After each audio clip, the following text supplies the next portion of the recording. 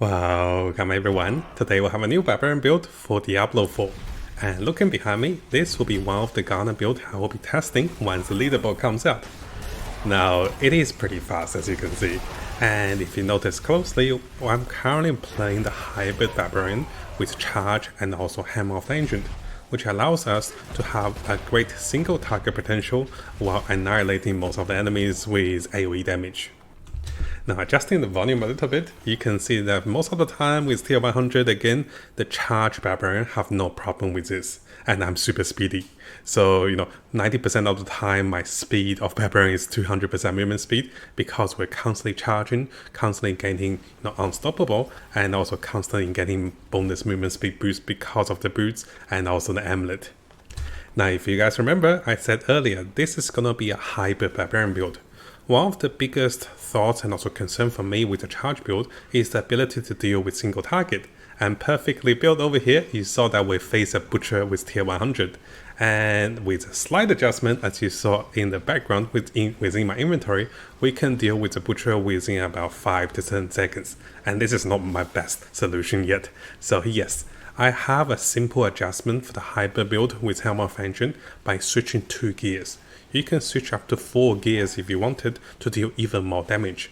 And during that fight, I was being a little fast. And it took me a while to find a butcher in tier 100, trust me. So yes, as you play tier 100, my assumption is that similar to the Garnet, you might be facing bosses or monsters you want to take down as a single target damage. And during this time, you can switch 2 items or up to 4 items and deal tremendous more single target damage. And during this testing, I was trying to do a little fast, but I wasn't quitting, I wasn't doing that fast. But you can see the butcher dies in about 4 to 5 hits with Helm of Engine without a massive crit. With a massive overpower crit, the butcher will probably die in 1 or 2 hits. Now fast forwarding the traps room, you can see that the build retains all the special damage and also AoE damage with charge while we deal with the tier 100 elite monsters. And majority of the time you don't have a problem with cooldown because you're constantly resetting your cooldown by hitting multiple enemies and by killing them while going berserk. Our damage is pretty significant, and should you have problem with a single target, you can easily Hammer of Engine them down or switch 1 or 2 gears and deal even more damage with Hammer of Engine. Yes, this is a super speedy build, and I think this will be one of the first build I test when the leaderboard comes out. Now, similar to all of our videos, I'll provide you guys with a replay of tier 100 and also the replay of Dorial fights. So you can see my stats with all resistance fully capped to 70% and also my stats of damage. And of course, the highlight of the stat with the stats of 200% movement speed with 1 movement speed bonus through the shouts of Unstoppable. Now over here, we also have a short replay of the Dorial fight. You can see that while getting over to Dorial, the build is extremely fast because we're moving at 200 movement speed. And also while starting Dorial, and this is how you want to do with most of the single target boss, you can switch 2 or up to 4 items over here. And within 2 seconds, I was able to switch my gears. And this is the biggest highlight for this hyper build. Now, of course, guys, this is not going to hit as super hard as the fully packed Helm of Engine. And here I wasn't getting my rotations correctly. But I think it took us about 3 hits to kill Dorial. And this is likely going to be the case if you find single target enemies. So this build is fully functional against multiple enemies and also against single enemies. And once the Gunner comes out, I'll be perking this one, updating this one for you guys to make it even stronger for a super speedy run. Now, like most of our build, I'll have the builder's guide ready for you guys to have a look. And during the builder's guide, you might notice that we don't have any Uber uniques. So this allows you to switch in the gears once you have the Uber uniques. This build can potentially use up to all of the Uber uniques for the Barbarians, including the Harlequin's Quest, the Doombringer, the Grandfather, the Melted Heart of Sinjo, and also the Ring of Starless. So this really rewards you for having more Uber uniques for this particular build. Now briefly coming over to my character. The first thing you're going to see is my items are categorized into 3 categories. So those 2 rings are the utility rings, you don't have to worry about it too much. The items you do want to focus are those 4 items over here. And those are my Helm of Engine set against single target. So what's going to happen is my items have been placed in an order that once I right click each of those items to equip them, And this one you have to replace this personally, and once I click this, all of a sudden my setup turns into a Helmet of Ancient weapon switching overpower build against single target enemies. And again, I can easily click my items to get them back, and this brings me back into AoE clearing charge build. So the rotation for those items are pretty easy once you get the hang of it, so the rings will always switch to the bottom one, notice here, and you just have to switch the top one and you'll be done. And everything else you just right click once. And again, most of the time against single target enemies, I just switch the first two. I get my overpower guarantee with 8 weapon swaps. And also we get our 100% guarantee for critical chance after 100 fury spent. And this will allow me to deal the most damage against single target. Now I recall that we have had some comments about not using Uber Uniques, and here's the setup should you not have the Doombringer or the Grandfather or any of the other items. So this is a replacement for the Doombringer, this is a replacement for the Grandfather, this is a replacement for the Harlequin's Quest, and this is the replacement for the Ring of Starless. If you don't have the Melted Heart, you can just use the Banished Lord's Talisman and this will still work. Now briefly going over to the skill tree.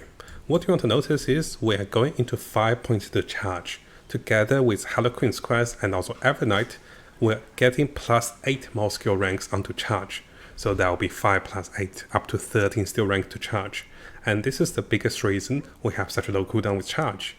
And together with this particular unique aspect, which not unique, together with this legendary aspect which allows us to lower the charge cooldown by another 2 seconds, while berserking, which has happened all the time, this is really powerful for the charge build.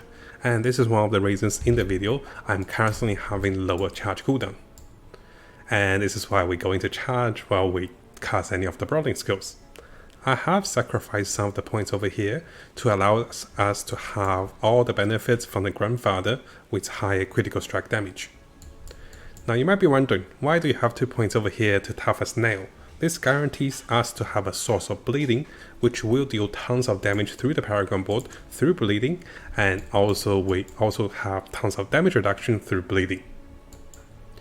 Now finally, should you find yourself a little short on damage with your Hammer of Ancient, you can change Wrath of Berserker Unrestrained into the Unbridled Rage. This will give you more damage with Hammer of Ancient, but this will sacrifice 100% bonus damage onto charge, and this is a personal choice. At the moment I'm fine, but once we test the leaderboard and I want more single target damage, I'll just change the keystone onto this one. Now briefly onto the Paragon board. If you guys have been following my bleeding build, this is a slight variation of the bleeding build which I unperked over here, and I adjusted my glyphs to allow us to have more critical damage and also more overpower damage for the standard uber unique overpower Hammer of the Ancient Barbarian. We're getting some maximum fury over here, and also we're benefiting from having vulnerability damage reduction, and also some additional damage with bleeding, and also some additional damage against close enemies. Now briefly going through the skill rotation for this build. Similar to all the charge build guys, as long as you charge into multiple enemies, your charge pretty much have no cooldown. And should you need to lower the charge cooldown, you can be casting your shots. I usually cast Rally Cry for a boost of movement, and I can reserve my Warcry for lower cooldowns because Warcry is also a brawling skill. So both of my shots will provide me with additional resource and also tons of damage. And most of the time, if monsters don't die in one shot with your charge, you just charge them again. And yeah, one of the bigger focus you want to realize is what to do when you face an elite or bounce monster like the Butcher over here. You give yourself a small window of 1 second to switch 2 items up to 4 items. Just, get the hang of it, and then you just go ham. Yeah, the boss monsters or elite monsters doesn't really do much against the Helmet of Ancient because you're super durable and you deal tons of single target damage. Once you're done, switch back into your charge build, and this will allow you to maul through everybody, and that is AoE damage, and that's these tons of explosion damage with a charge explosion effect, which is really fun. Now because our charge is dealing millions of damage, and if you happen to face tons of elite, you don't really have a problem. So I think this build is very easy to get used to, and this build have pretty much the smoothest run speed with any of the build I've tried. And compared to the bleeding charge build, this build is more direct, and I think I might be really liking this one. So let me know what you guys think in the comments. And over here, I'll provide you guys with both of the tier 100 replays and also the boss replays. If you look closely at the replays, I am changing my pets a little bit. So I'll show you guys over here. So for my pets, if I'm going for the boss, I'm going with efficient support. But if you want to be a little durable and if you find yourself to die a little bit, you can go with safeguard support over efficient support. And this is one of the adjustments. Now of course, you can even have fortified support if you want to benefit from fortified with damage reduction and also damage bonus. But it's too hard to fit all of them, right? There's also resource support. So usually I give myself efficient support if I'm tanky enough and I want the guaranteed increased critical chance. And this will allow me to overpower critical hit to deal massive damage.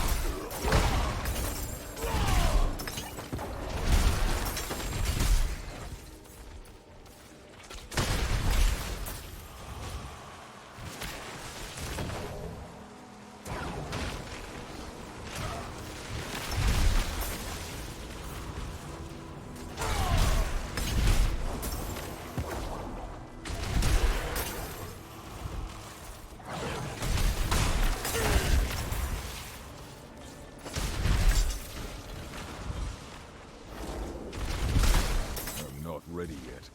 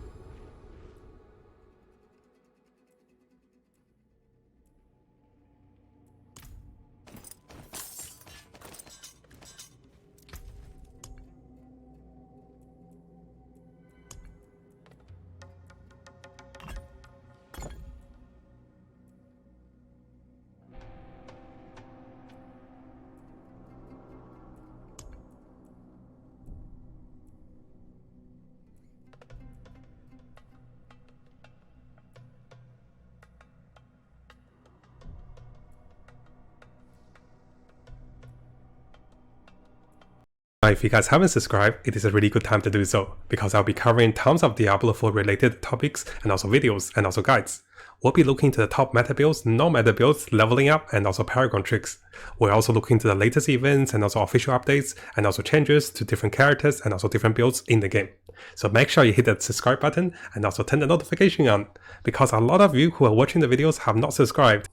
You can see 80% of the viewers who are watching our videos have not subscribed, so make sure you subscribe to stay tuned for the latest update for Diablo 4.